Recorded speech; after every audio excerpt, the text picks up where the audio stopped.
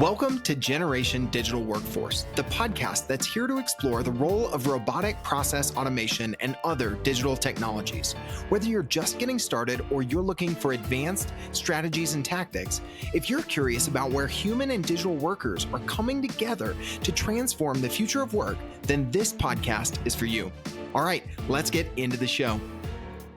Hello, everyone. I'm Brad Hairston with Blue Prism. Welcome to the podcast. Today, I'm really excited to have as my guest Mr. Pete Koltis, a managing director with the global advisory firm Alvarez and Marsal. Pete and I will be discussing a best-of-breed approach to intelligent automation, which is definitely a timely topic given the maturity of the automation space as well as recent market events. Pete, thanks for joining me. Thanks, Brad. So I'll spend a few minutes talking a little bit about A&M because we're not a household name per se, and then I'll cover a little bit of background on myself that will provide some context in some of my comments. So Alvarez Marsal, or A&M as we call it, has been around for over 35, 36 years now, and we started as a restructuring firm many years ago, but we've really grown into a true global advisory firm that focuses on a wide variety of topics or wide variety of advisory services.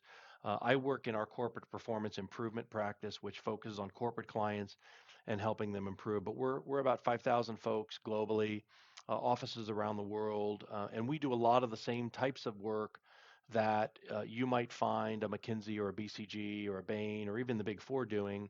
I think the biggest difference for us is because of our restructuring heritage, everything we do is with a true sense of urgency, with either a balance sheet or income statement impact, and we are able to do that because the majority of our resources are former operators with a high degree of experience. So our projects are smaller, high degree of experience with operators, and true sense of urgency in all the work that we do. I came to A&M about 8 years ago.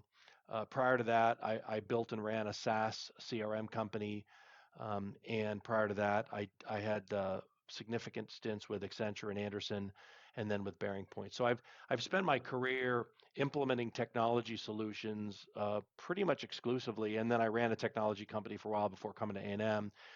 Since I've been at A&M, because we don't focus on implementing specific technology solutions, much of my focus has been on either transactional work, helping companies acquire other companies and the technology components that go around with that, or digital transformation work because I'm in our digital and technology services practice, I get pulled in a lot for transformational type projects where we use enabling technologies like intelligent automation in many cases to reduce friction and improve customer experience and even enable new business models. So that's a little bit about me, a little bit about A&M. I'll turn it back to you.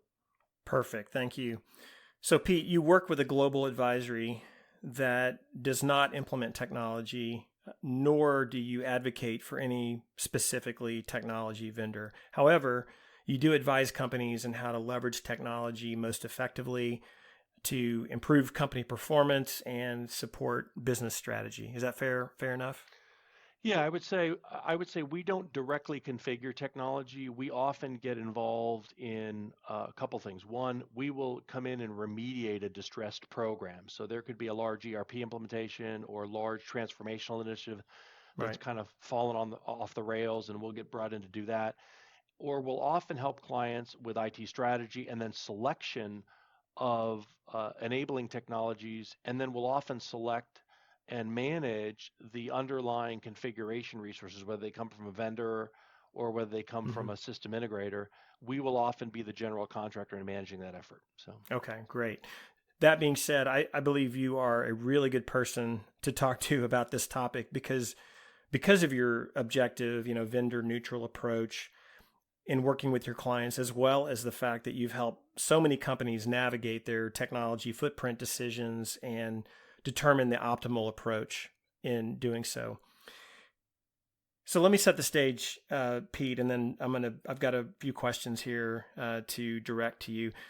In the world of software, the best of breed versus the best in suite debate is certainly not something new. I mean, we've seen this on the ERP front for years. However, now intelligent automation is front and center.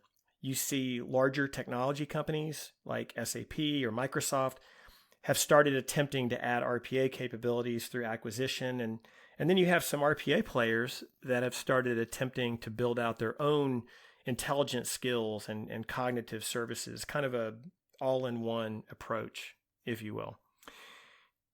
So the first question for you, Pete, then, you've been a consultant for over 30 years, 32 years.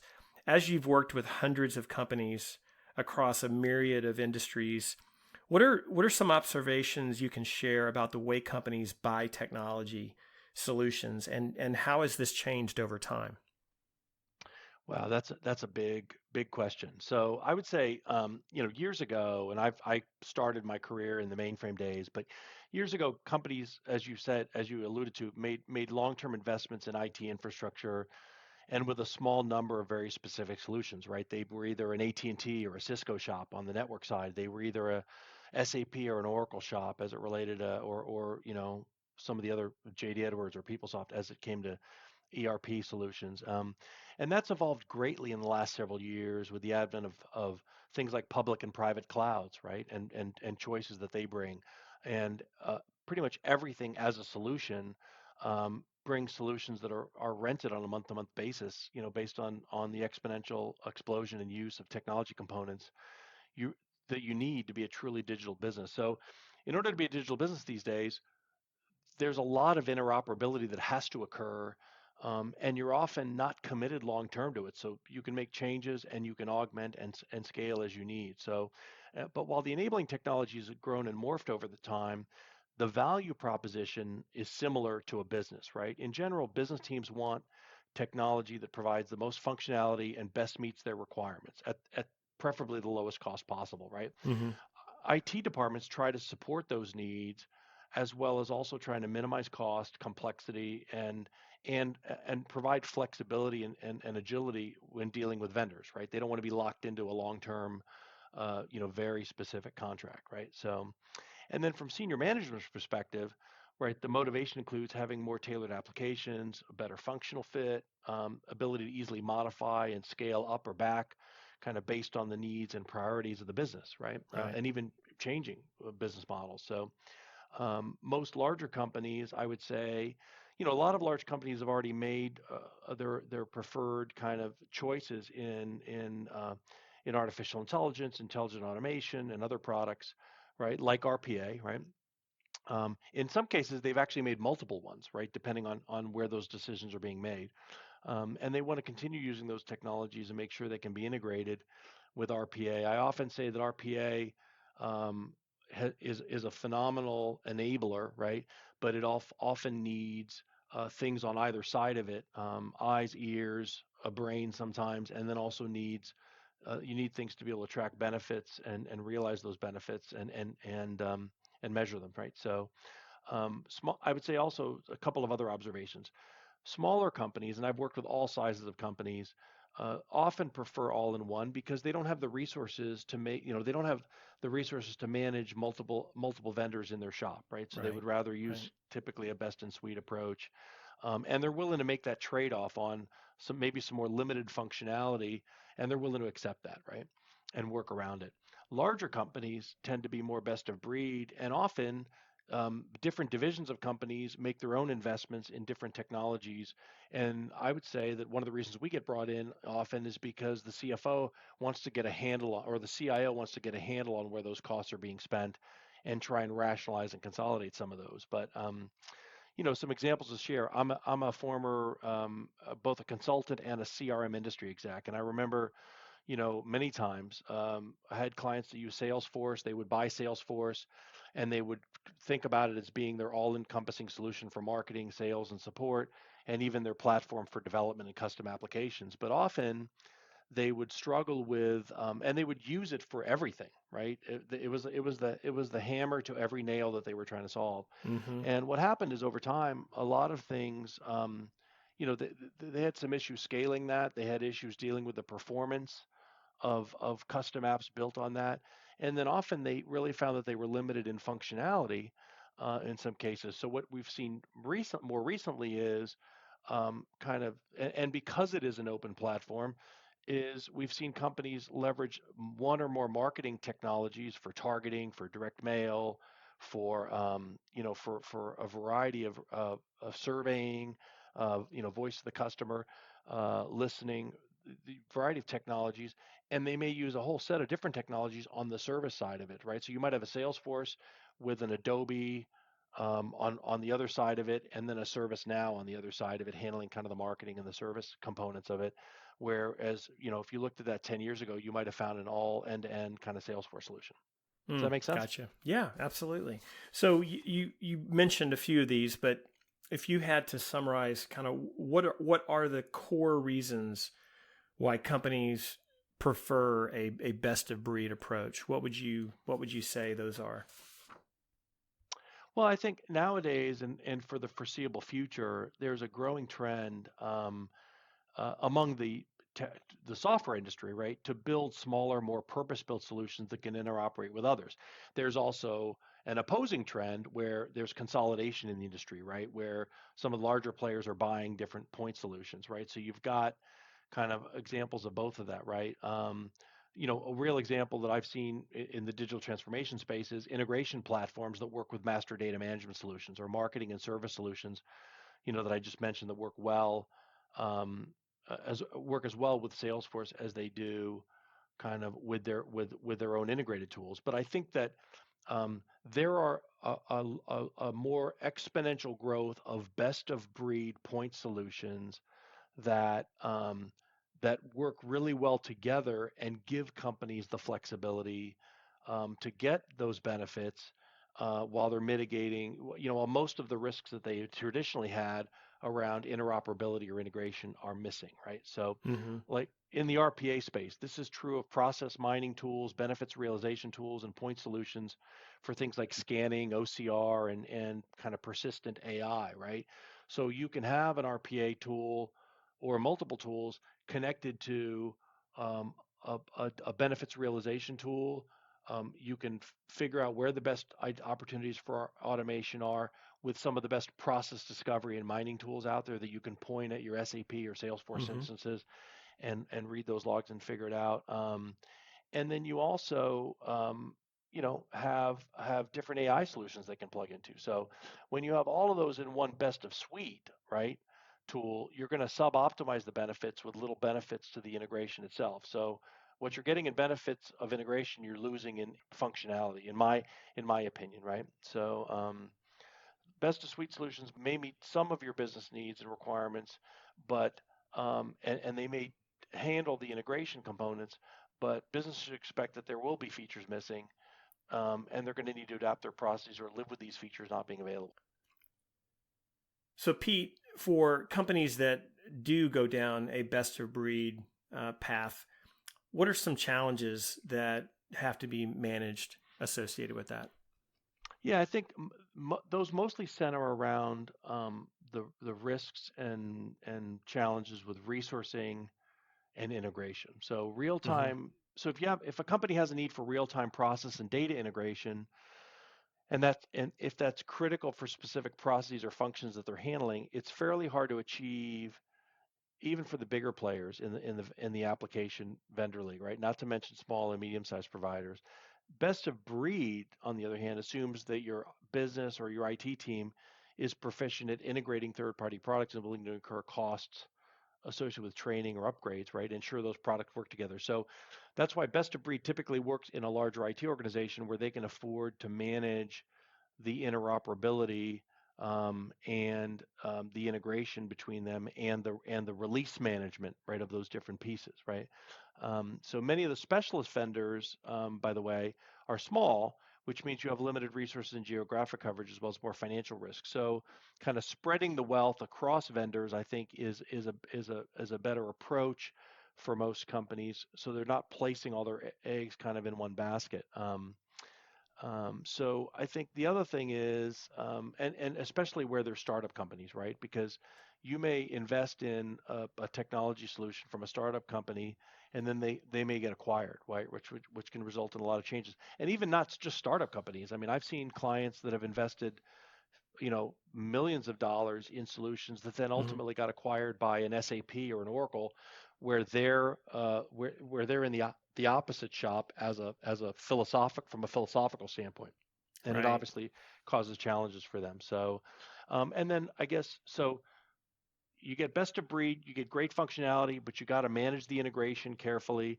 You're likely going to need some more resources to manage not only the integration but the release components of that, right? And the Right. interoperability of that.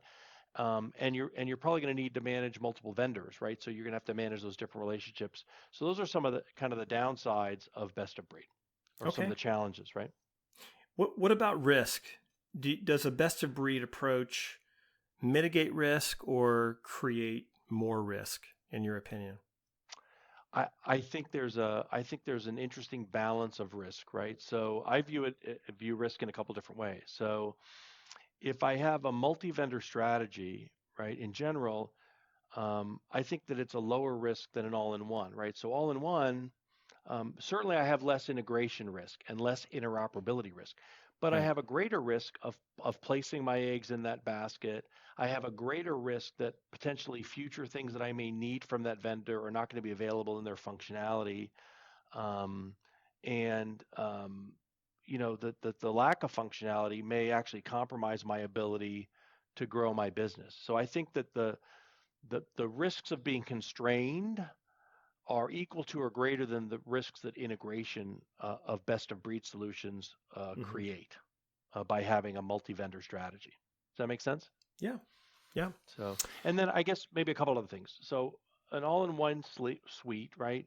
Um, may make itself vulnerable to security breach, right? So if you have an all-in-one, and we just saw this with SolarWinds, right? A lot of companies invested their kind of infrastructure in SolarWinds, and then they had a breach, and everyone was exposed, right? And especially with Right. these cloud-based solutions, if you're investing in that, you're investing in that company's ability to manage their security on the cloud, and you're going to get taken along with whatever happens, right? So, and I think that the other nice thing about best of breed is that as new technologies become more and more prevalent, um, they're going to interoperate with the leading vendors in either RPA or Hmm. benefits realization or process mining or ERP.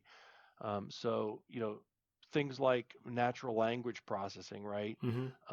is going to have a lower implementation and startup cost if you're just doing that in its isolation, um, and you can then integrate it with the other solutions as you get ready to put it into production, right? And you don't have to potentially implement it because it's part of an all-in-one solution. You don't have to implement it all at one time. So Hmm.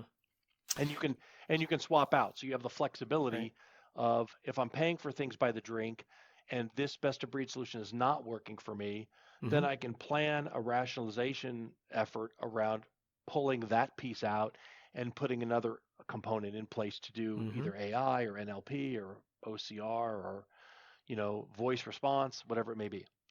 Hmm. Okay.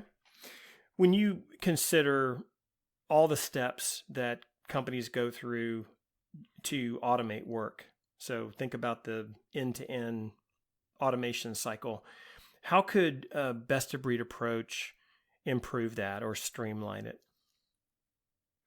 Well, I think it's kind of like we were talking about earlier. Best of breed allows you to, let's just say that you have a process that you know is ripe for automation, and you take a best of breed process mining tool that's really, really well suited to looking at your specific environment, reading your log files, and identifying that. So you can invest in either on a one-time drink or on a continual basis Hmm. on a process mining tool, and you can pick the best one that works in your environment. And then once you're done with that, you can then feed the information from that as you identify it, and start designing where the automations are going to take place. And if one of the automations is, hey, I need to pick up the phone and have a voice response solution, um, that's on my network that can handle a certain percentage of the calls that are taking a long time because we're not collecting the information up front. you could buy a solution that will just do that. And so you can incrementally improve your processes by incorporating these different kind of best of breed solutions in place at your own pace, right? And then Mm-hmm. you can take a best of breed benefits realization tool that will then read the data coming off of your bots or off of your phone system, or whatever it may be, and help make the case for where you are saving money compared to your labor rates, right? Mm-hmm. And so that's why I think if you've got, and in some cases, companies have already bought a benefits realization tool because maybe they do a lot of merger acquisition work Right. or M&A work, and they have a benefits tool, but they don't have a process mining tool. So buying a best of breed process mining tool that talks to the benefits tool and also talks to these automation tools is an example of where you can incrementally put those best of breed solutions in place. Does that make Mm-hmm. sense? Yeah. From your perspective, how important will it be for companies to accelerate as much as possible of the automation lifecycle going forward? Well, I think we've been talking about COVID all year, right? What COVID's done is it's forced companies to accelerate their thinking and their action around putting workers remotely, Uh-huh. putting pieces in place that will interact with their customers without having a human have to be in an office taking those phone calls, right? I often say that bots, don't get COVID. Bots don't steal PHI or PII information off of your screens and things like that. So, and certainly this year, when I talk to CIOs all over the country, what they're telling me is, and transformation leaders, is that COVID has accelerated transformation. So then, okay, so what's the best, way, right, to accelerate as much as possible that, right? Gartner projects that by 2024, large organizations will triple the capacity of their existing RPA portfolios. Many of them started experimenting. Many companies started experimenting with RPA Mm-hmm. over the last 2-3 years. And I think the next couple years are going to be an effort to really take those initial proofs of concept and pilots and Mm-hmm. really expand them. But really, for companies to achieve that level of automation, they're going to have to look for more ways to automate, more steps, and more ways to incorporate automation to get the real benefits of it, right? Mm-hmm. And then we see certainly with companies that are already sophisticated with bots, they're looking at beyond that horizon. Now that they have a large number of bots, guess what?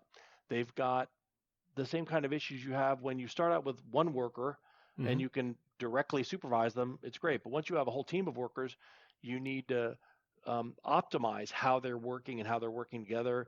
You Right. may have some of them call in sick, and then you need to have other folks, right? So bots are not much different than that. You have bots that will fall asleep. You have bots that will get tied up in a queue because the human in the loop, wasn't necessarily the right handoff or something like that. And so now we've got this degree of autonomous automation where you've got bots scheduling and supervising and deploying bots. You have bots scaling themselves by multiplying themselves or by Mm-hmm. working with vendors that can that can add them in the cloud, right? And so you can scale. So I think that and self-healing robots, right? That's another thing. Self-learning and Mm. self-healing robots is another area. So I think that that's what the future, the next three years plus, are going to hold for us. And RPA vendors have been great at RPA, but they're not necessarily great at all these other things. So Mm-hmm. I think that some of them are, right, or some aspects of that, right. I know that, like Blue Prism, for example, you guys have done a great job at kind of some of those autonomous automation pieces, right, and even having additional workers available in the cloud and some of the self-healing components. But not all vendors are, and so there's a whole rising of other third-party best-of-breed solutions that can help manage a multi-vendor RPA environment, right? Mm-hmm. I think that that's kind of where things are going, and I think that companies that are looking to accelerate their automation need to really make it a priority within the organization and establish a team that's capable of managing that digital workforce, understanding how to best deploy them, and continually looking for those opportunities to improve and automate it wherever possible. So excellent. So Pete, let's end with this question. Given all this, how would you advise companies to effectively utilize a best of breed approach to optimize intelligent automation? To make it as easy and as fast and as self-supported as possible. What are some thoughts, some best practices that you would like to share? Yeah, when we go in to talk to clients, often we get called in by a CIO or a CFO or a business leader that's interested in piloting something as it relates to RPA, right, or automation in general. They know there's some low-hanging fruit. They're not sure how to get started. And I always tell my clients, I use the simple saying that I've used for many years in consulting, and I think it's very applicable for automation. Think big, start small, and deliver quickly. And what I mean by that is, if you're going to go do this, have the big picture in mind, right? When you start off on your automation journey, too often companies experiment with RPA, they pilot it, or other IA technologies, and they do it in isolation in a specific department without the benefit of understanding how to leverage and scale them, right? Finance might buy a license to a bot and try and automate a couple of processes with a third party to come in and help them. And it works part-time. It really didn't achieve the benefits of eliminating any FTEs or being able to redeploy them. And often they kind of collapse under their own weight. And so what I tell clients is, if you're going to do this, you need to do it right. What you need to be thinking about at the very beginning is a couple things. One, I am going to need to set up a center of excellence that's going to need to have a small but focused team, very similar to what you might have in a PMO or a transformation office, business analysts, project leaders that are able to facilitate, understand what needs to get accomplished, and then facilitate that either with a third-party configuration and integration firm, or maybe with their own trained IT staff, right? Needs to get set up. Then you need to identify, okay, if I want to start small, what I want to do is I want to understand from a portfolio of opportunities, which ones are the highest impact, lowest effort to get automated that I can get and start small so I can start showing immediate benefits. So don't try and boil the ocean of automation and try and automate everything all at the same time. Start small so that you can kind of breathe life into that flame and watch it grow. And make sure that you're doing it right. What I often also hear clients when they're on the other side of that is, gosh, we started without a real intention in mind. We didn't set up a COE. And then we found 6 months later that we had some bots that kind of ran amok, and we didn't have the right controls in place, and our internal audit team hammered us about that. And so we had to redo a lot of work because they weren't thinking about it in a strategic way at the very beginning.